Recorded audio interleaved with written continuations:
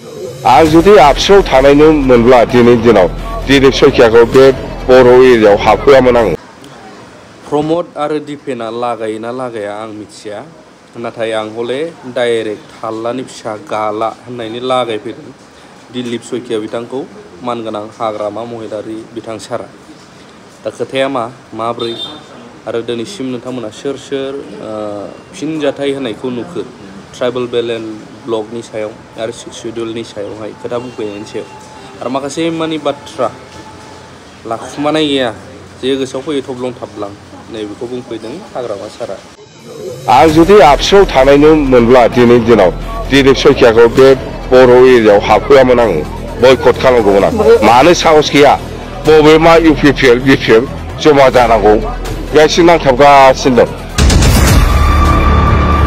चन्दन ब्रह्म आरो खाम्फाया जाहैबाय 1 नाम्बार मालायनि फाफ्लियाव सिलाय दोननानै गावग्रासो बिसोरो। दाना चन्दन आरो खाम्फाजों ज' जाहो आंखौ बोखारना लाना थांबाय बेनोथ'। आरो बिनि बादै मा नांगौ?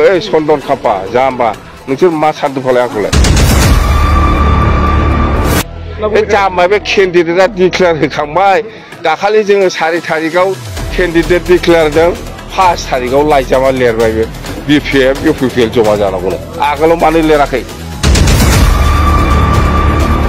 भेरगाव जिल्ला हिसाबै मोनबा समस्ति लानानै बिपिएफ हान्जाया दिनै आशीर्बाद रेलि खालामदों, ब्लेसिं रेलि होदों। बेवहाय जि उद्देश्य लानानै जोङो बे रेलिखौ खालामदों बियो बिराद पजिटिभ साक्सेसफुल होननानै जों बुंनो हायो। मानोना बे रेलियाव गासिबो जाथि जनगोष्ठी नुजाफैजोबदों। आदिबासिबो दं, बेंगलिबो दं, असमियाबो दं, सरनियाबो दं, राभाबो दं, बर'बो दं, बेंगलिबो दं, नाथजुगि, सुत्रधर, सरनिया गासिबो जाथियानो बेवहाय प्रेजेन्ट जोब। आरो जिथु अनुमान खालामनो हायो जोङो दिनै भेरगावनि मोनबाबो समस्तिया बिपिएफ हान्जानि दखलाव फैगोन होननानै जोङो दिनै रोखायै बुंनो हायो आरो 100%। आरो बे रेलिया ओरैबायदि मोजां जादों, खोब डिसिप्लिन। मैयाबो क'क्राझाराव खोब डिसिप्लिन बिराद मोजां जादों। आरो गाबोनबो सालबारि जिल्ला हिसाबै रेलि दङ, आशीर्बाद रेलि, बेबो निश्चय साक्सेस जागोन होननानै आंहा। चन्दन ब्रह्म आरो खाम्फाया जाहैबाय 1 नाम्बार मालायनि फाफ्लियाव सिलाय दोननानै गावग्रासो बिसोरो। बहा थाखोमाना दं? मानो ओंखारबोआखै? बेसोर सानैयानो नङाबा 2020नि इलेक्सननि सिगांनो प्रमद बर'मोनहा आंजों रायलायफैदोंमोन। प्रमद बर'बो दंमोन, ओमफ्राय रोंगोराबो दंबादि मोनबाय था। जायखिया साथाममोन बिसोरो, साथामबो आंजों रायलायदोंमोन। जों जयैनो गोरोबलायनानै फैगौ इलेक्सनखौ गेलेनोसै बा जों जयैनो गोरोबलायनांगौ। बिसोर आबसुनि लिडारमोन बे समाव।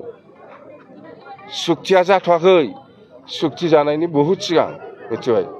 बे समाव आंथ' एग्रि, प्रमद बर'मोनजों रायलायनानै बा आबसुनि नेताफोरजों रायलायनानै आं एग्रि, जेबो नङा ज' जानांगौ होननानै खोथा होखादां। खिन्थु दाना चन्दन आरो खाम्फाजों ज' जाहो आंखौ बोखारना लाना थांबाय बेनोथ'। आरो बिनि बादै मा नांगौ? चन्दन खाम्फा जाम्बा नोंसोर मा सानदों फालाय आंखौलाय? बे जाम्बा बे केन्डिडेटआ डिक्लेयार होखांबाय दाखालि जोङो 4 तारिखआव केन्डिडेट डिक्लेयार होदों, 5 तारिखआव लाइजामा लिरबाय बे बिपिएफ इउपिपिएल जमा जानांगौनो। आगोलाव मानो लिराखै? बेसेबांबा सिगांनिफ्रायनो आं बुंगासिनो दं इउपिपिएल बिपिएफ जमा जानायाव आंहा जेबो आपत्ति गैया।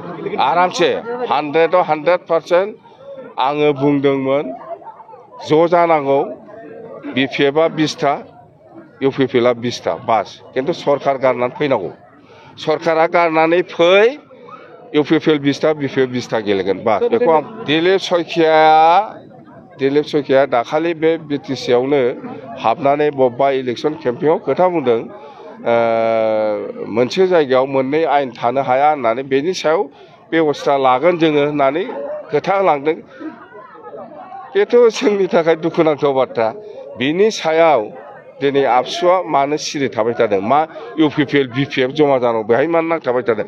आंनिबाथ' दिलीप सयखियाखौ बे आबसु, आं जुदि आबसुआव थानायमोनब्ला दिनैनि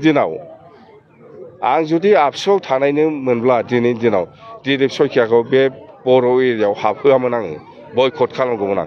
मानो साहस गैया?